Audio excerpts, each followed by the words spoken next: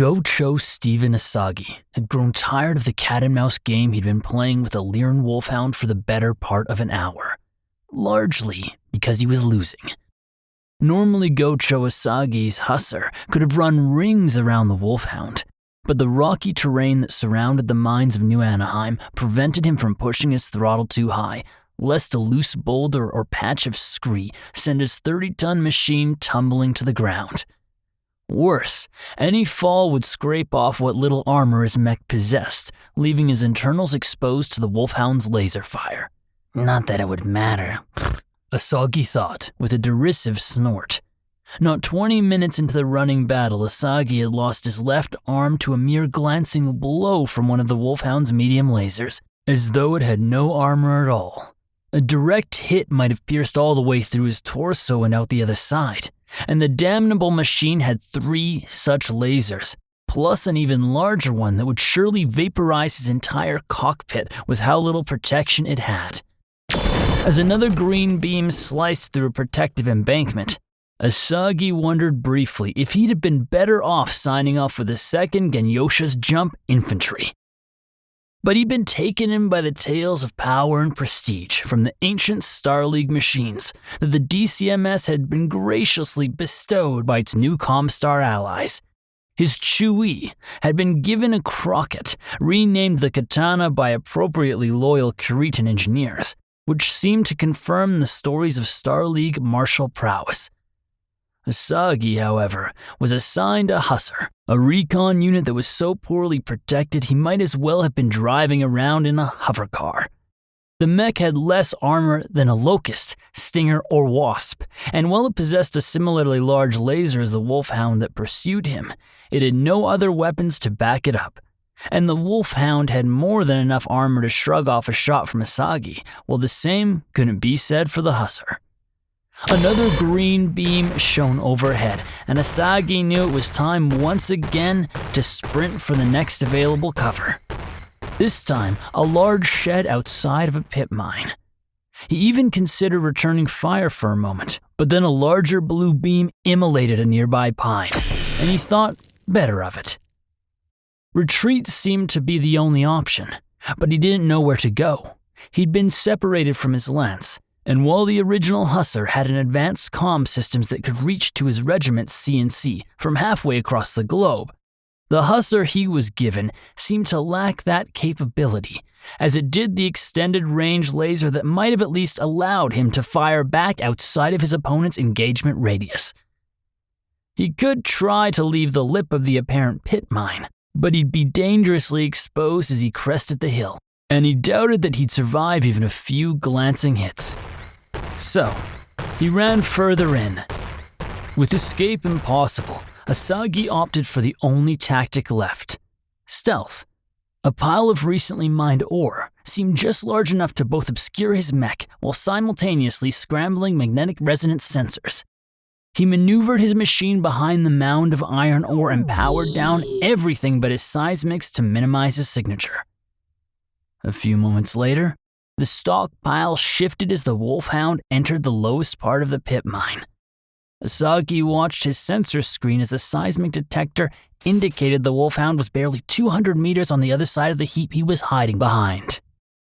Like a squirrel around a tree, Asagi kept the pile of ore between them as the wolfhound ventured deeper into the mine, torso scanning side to side in search. He knew a stand-up fight would be suicide. His only option was to run. Once Asagi saw his opportunity, he took it. With the wolfhound still on the opposite side of the pile, Asagi pushed his throttle to the stops and set the Hussar on a headlong dash out of the mine. The wolfhound would certainly detect him, but he hoped that he'd be fast enough to make it out. He wasn't. While weaving between boulders and abandoned outhouses, his toe clipped the side of an empty dump truck.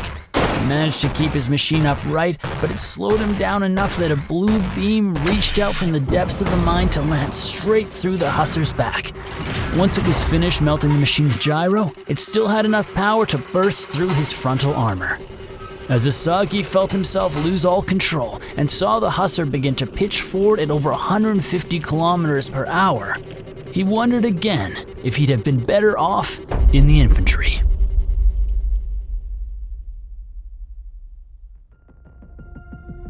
Conventional wisdom dictates that speed is the best defense for a light mech. As a small chassis simply cannot carry the armor of a heavier one, the pilot should be so fast as to be unhittable. It is an inherently risky strategy. All it takes is a particularly skilled gunner, or a pilot whose gunnery is enhanced with targeting computers and pulse lasers, to dispatch a slightly armored foe with a single salvo. That is not the case with the SLDF's premier recon mech, the Hussar. With less armor than even the smallest light mechs, only pure luck prevents the Hussar from being dispatched by a single errant autocannon round. The Hussar debuted in 2620 during the height of the Star League. Originally proposed as an infantry support mech, the Hussar's impressive top speed and then state-of-the-art communications and sensor suite made it an ideal combat scout. Its extended range laser allowed it to fire at the very edge of an engagement, where its speed enabled it to dodge return fire. However, the Hussar suffered greatly whenever the enemy was allowed too close. With just 1.5 tons of ferrofibrous armor, the Hussar was extremely vulnerable to anything but the lightest of calibers. This wasn't an issue for more than a century as the SLDF engaged in mostly minor policing actions, but the heavy fighting of the Ameris Civil War saw mounting casualties. Newhart Industries' factory on New Earth was destroyed in 2776, and many of the remaining Hussars left with General Kerensky's exodus. Then, the First Succession War seemed to drive the Hussar to extinction. The Hussar made a miraculous return from an unexpected source. Comstar gifted the Draconis Combine a number of stripped-down HSR-300-D Hussars, following the Fourth Succession Wars as part of Operation Rosebud.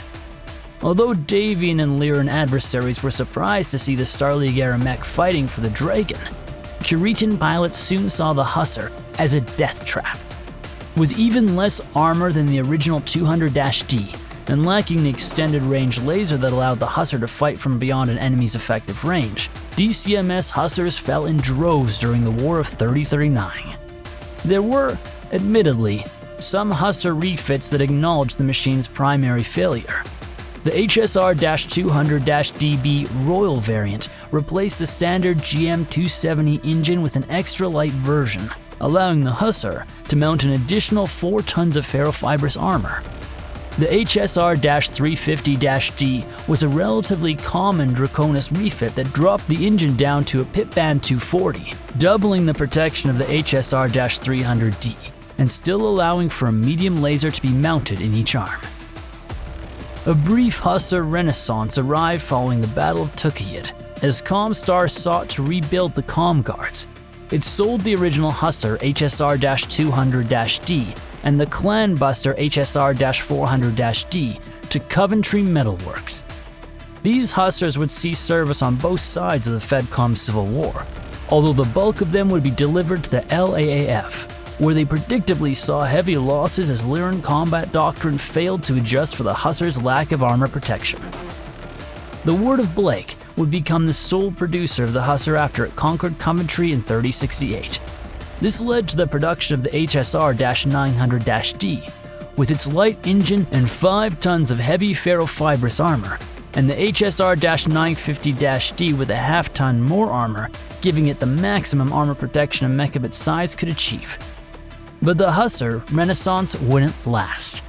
After Coventry was liberated in 3074, it shuttered the Hussar production lines in favor of more popular and profitable designs.